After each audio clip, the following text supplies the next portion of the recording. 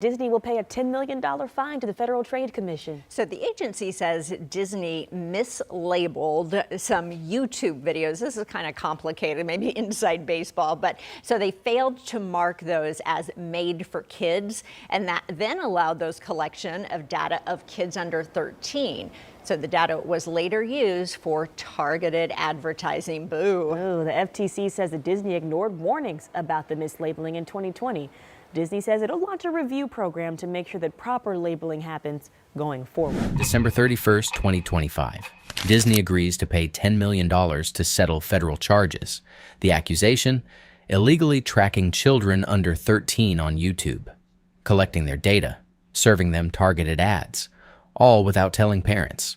Over 300 videos, billions of views. And here's the part Bob Iger, Disney's chief executive officer, doesn't want you calculating. Disney knew. YouTube told them. They kept doing it anyway. Iger just settled one of the largest children's privacy cases in Federal Trade Commission's recent enforcement history. $10 million. Not for a mistake, for a policy. Let me say that again. Corporate policy. The violation wasn't an accident. It was how Disney operated. Every video uploaded to YouTube inherited the same label. Channel set to Not Made for Kids? Every single video got that tag. Even Elsa from Frozen. Even Lightning McQueen from Cars. Even Mickey Mouse himself. The FTC calls it what it is. Abuse of parents' trust. Here's what the Department of Justice complaint reveals. Disney operated over 1,250 YouTube channels. Corporate policy required one audience setting per channel, not per video. One blanket label for everything. Channel labeled Not Made for Kids? Every video inherits it automatically. What that means for you: tracking cookies turn on, targeted ads start running, data collection begins, all aimed at children under 13, all without parental consent. YouTube's own system caught it. Mid-2020, the platform flagged the problem. They switched over 300 Disney videos from Not Made for Kids to Made for Kids. Sent Disney the notification. Disney's response? Nothing changed. The Pixar main channel stayed labeled Not Made for Kids. Meanwhile, the Pixar Cars channel, identical content, was labeled Made for Kids. Federal regulators call this illustrating Disney's failure. We can verify the corporate policy existed. We can verify YouTube sent the warning. We can verify Disney paid $10 million to settle. In plain terms, Disney chose scale over compliance. One label per channel was faster than reviewing thousands of videos individually. The real cost? Millions of children's browsing data collected illegally. Here's FTC Chairman Andrew Ferguson's direct quote, "Our order penalizes Disney's abuse of parents' trust. This wasn't a glitch. It was a business decision." Now let me show you how the trap actually worked. Disney uploads a Frozen music video to the main Pixar channel. The channel carries a corporate-level label, Not Made for Kids. The Frozen video automatically inherits that label. YouTube's COPPA protections never activate. Tracking cookies load the moment a 7-year-old clicks play. Disney and YouTube both collect what the law calls persistent identifiers. That's the legal term for tracking data. Targeted ads start running based on that child's viewing history.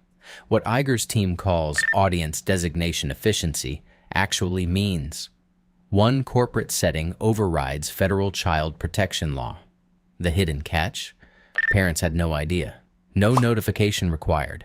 No consent form to sign. No opt-out option. Here's what that actually does. The Made for Kids label isn't just a category. It's a legal switch. When it's on, tracking stops. Targeted ads disappear. Privacy protections activate. Disney left the switch in the on position for years, even after being warned. Picture this scenario. Your 6-year-old watches a Mickey Mouse video on YouTube. The algorithm thinks she's an adult. Why? Because Disney labeled it Not Made for Kids. The platform serves her targeted ads for products, tracks which videos she watches next, builds a behavioral profile, all without asking you. Here's what that actually does. Creates a data file on a first grader. Now imagine Bob Iger's compensation, $31.6 million in 2023. Your child's privacy was worth a channel-level checkbox.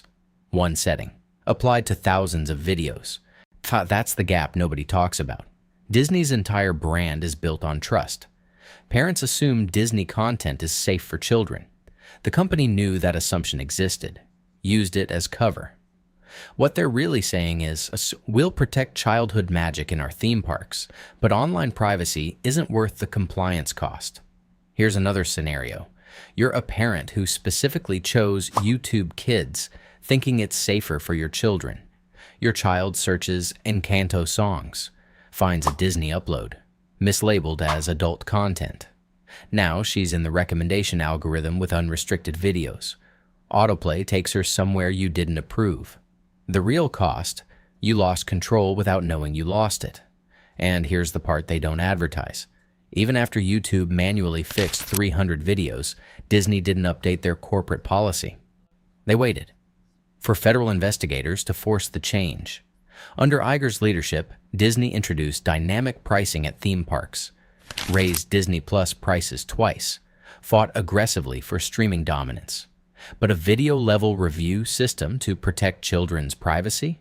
Too expensive. Let me repeat that. Too expensive. Disney's public statement uses familiar corporate language.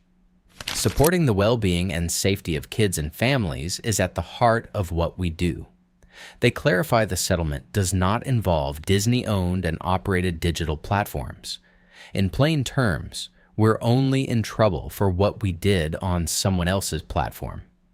Iger himself hasn't addressed it publicly. The stock price didn't move.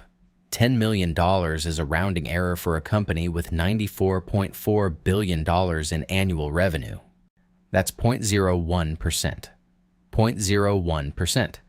Consumer privacy advocates have been pushing for stricter enforcement for years. The Kids Online Safety Act was reintroduced in 2025. The Supreme Court upheld age verification requirements earlier this year. But federal legislation still hasn't passed. Here's the nuance worth understanding. Disney wasn't alone in using channel-level settings. YouTube's system allowed it. But Disney had the resources to do it right. They chose not to. The settlement requires a 10-year compliance program. Disney must now review every single video before upload. Everyone. Unless YouTube builds age assurance technology that works automatically, that's the timeline to watch. The next 18 months. Either Disney builds a massive review team or YouTube builds the technology. The Federal Trade Commission will be monitoring compliance. What to watch next? Disney's upcoming earnings calls. Analysts will ask about compliance costs. How many people does video-level review require? What's the budget impact? Iger's team will frame it as investing in trust and safety. The regulatory review process isn't over. Other content creators are now exposed. If Disney got caught using this shortcut, who else is doing the same thing? Watch for a wave of investigations. The consumer response pattern is already forming. Parents asking how to manually check video labels before their children watch, realizing they can't. The system isn't designed for parental transparency. It's designed for platform scale. Bob Iger stepped down as Chief Executive Officer in March 2026. Josh D'Amaro took over. This settlement is part of Iger's legacy now. Not the successful streaming wars, not the Fox acquisition, not the Marvel expansion, a $10 million admission that Disney tracked kids illegally for years. And the rage isn't that they got caught. It's that they kept doing it after being warned. YouTube told them in 2020. The federal settlement came in 2025. 5 years of continued violations. Imagine you're a parent whose child watched Disney content during that time. Your trust was used as cover. Your child's data was collected as profit. And the company that built its reputation on protecting childhood innocence chose efficiency over compliance. That's what $10 million bought. Not an apology. A mandatory program to do what should have been done from the start. The question now isn't whether Disney will comply. The settlement forces that. The question is, how many other content creators are running the same playbook? And how long before parents realize the made-for-kids system only works if companies actually use it? Iger's Disney chose not to. For years. Even after the warning. And your child's data paid the price.